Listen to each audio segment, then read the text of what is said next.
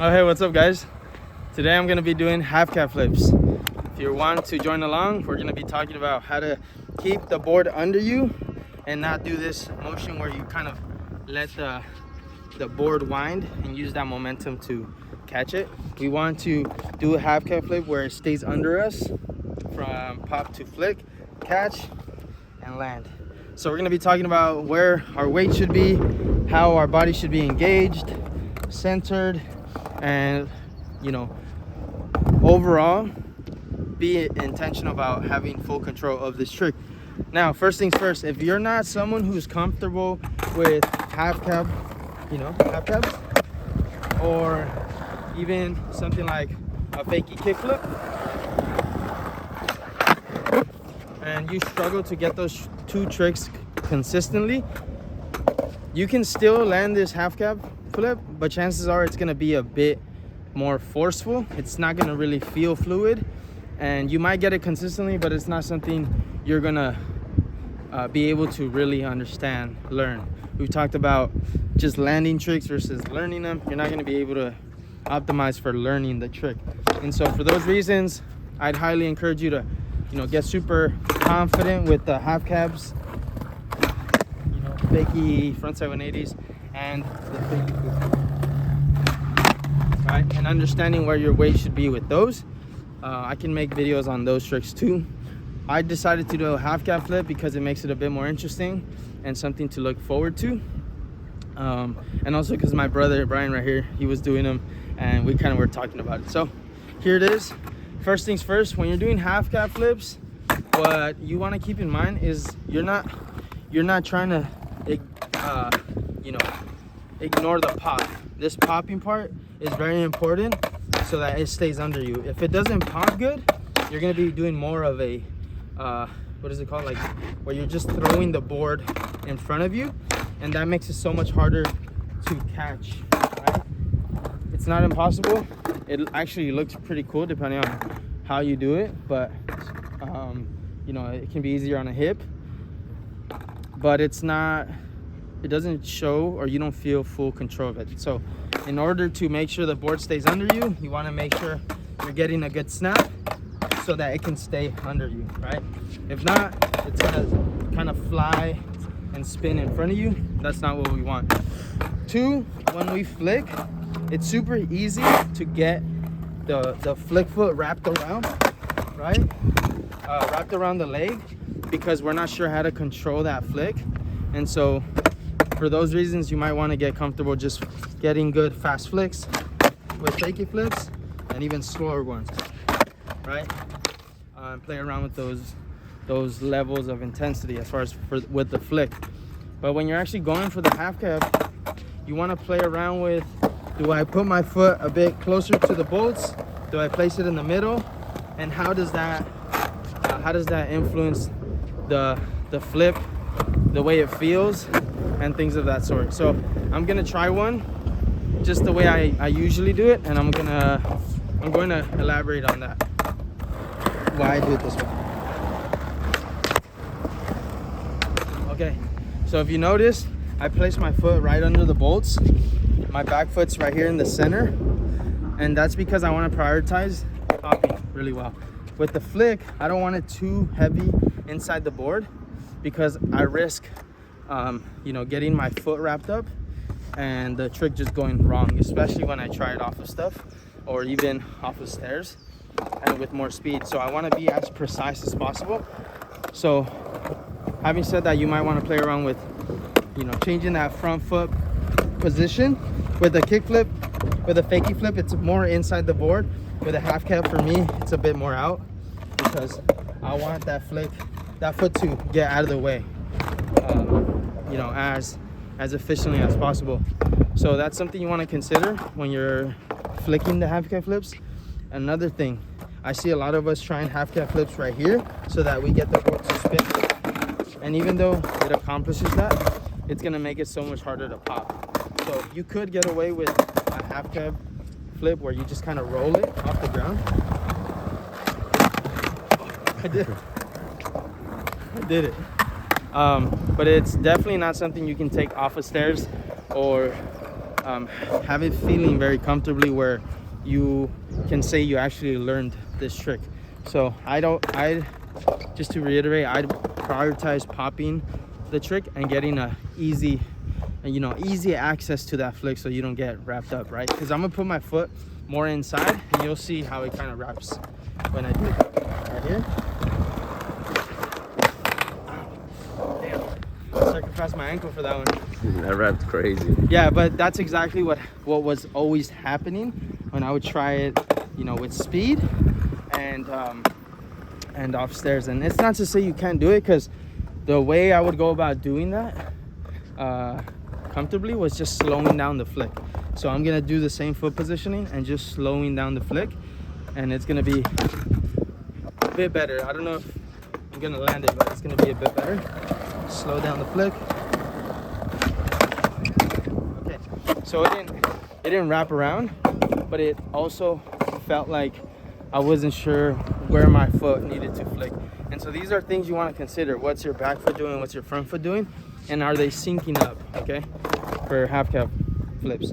Now, when it comes to body positioning, where your center should be, or your overall posture, you want to make sure that you're leaning over, or not leaning over, centered over your lead foot, right? My lead foot, as I'm going fakie, is my right.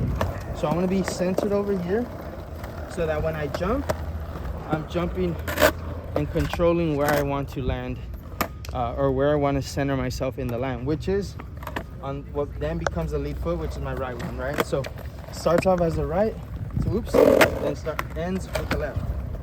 Okay, so you're gonna see an example here. You can just follow me. You're gonna see me centered over the right. Oh, okay. That's not a good one. Centered over the right and over the left.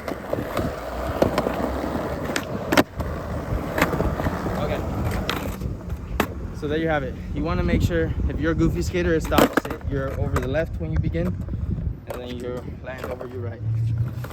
This is going to allow you to really, be efficient with your, with your pop and avoid rolling it. Doesn't mean it's automatically going to have you popping, but it's going to give you more effective pop because you're right over that foot, which allows you to control. Because think about if you're trying to jump really high. If you're trying to jump high and push off your dominant foot, but you're not centered over it, it's going to be much harder to jump, right?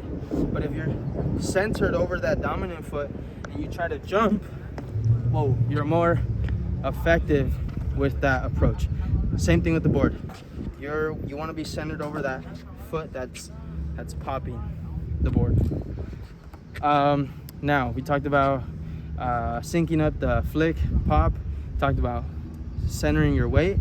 Now I want to kind of, elaborate on the concept of opening up to the direction you're going. This can be very difficult, but it's very worth it if you get comfortable opening up to the direction you're going. It's hard because as we, get comfortable in our regular stance, for me it's a back 180, we're comfortable keeping this shoulder kind of forward because we're naturally opening up to the direction we're going.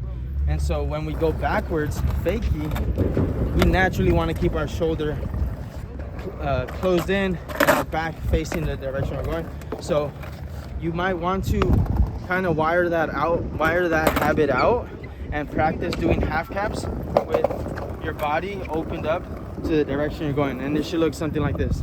Go for it. Open. Okay. You notice when I land, I'm opened up to the direction you're going. Now you can go that way. Same thing. Open, open, open. So it's super uncomfortable, especially if you already have built habits where you're closed off to the direction you're going, but it makes so much more of a difference.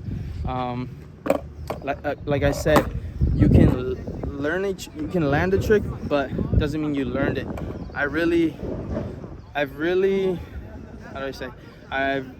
I've experienced how this really helps and progresses my half cab flips when I try it off of mani pads, off of stairs, or even onto obstacles, how opening up to the direction I'm going really gives me access to the ability where I feel like I can control everything, right? From the pop to the flick.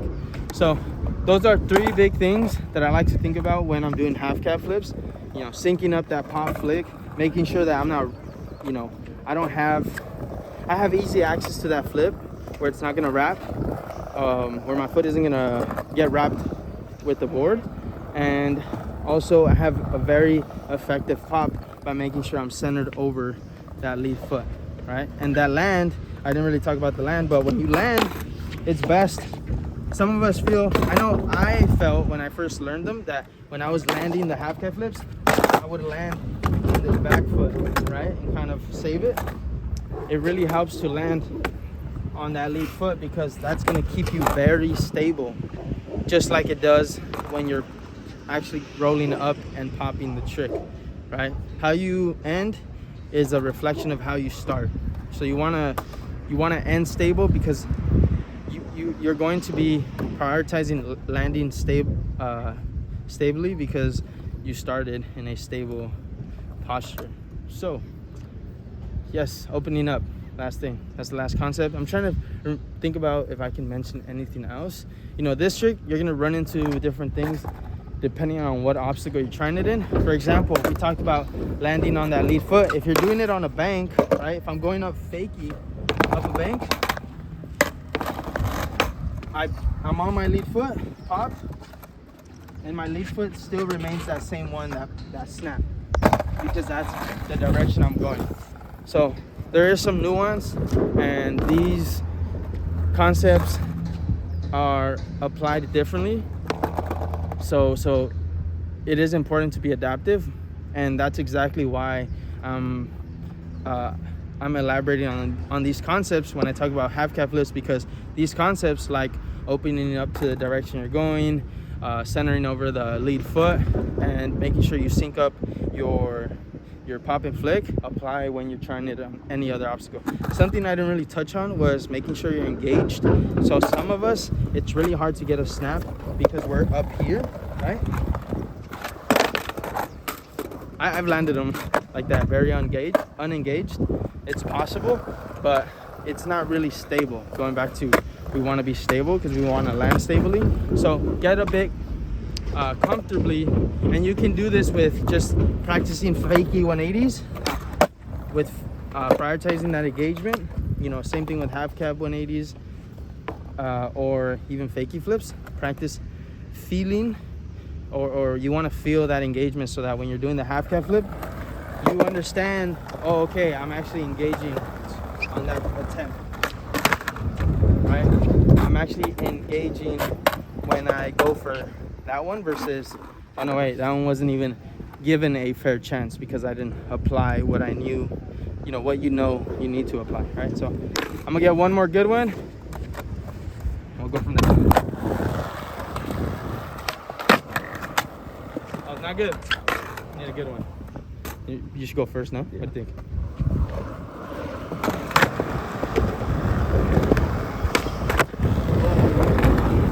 Could have been better, but we'll keep that. Having said that, hope you enjoyed this video. If you're someone who is struggling to learn tricks, it might be because you're not able to apply these concepts that I've mentioned. And so if you want some help like that, feel free to comment, ask for elaborations. I do lessons and offer coaching. So if you're interested in that, you can hit me up at profe.carlos on Instagram. Till next video, peace out.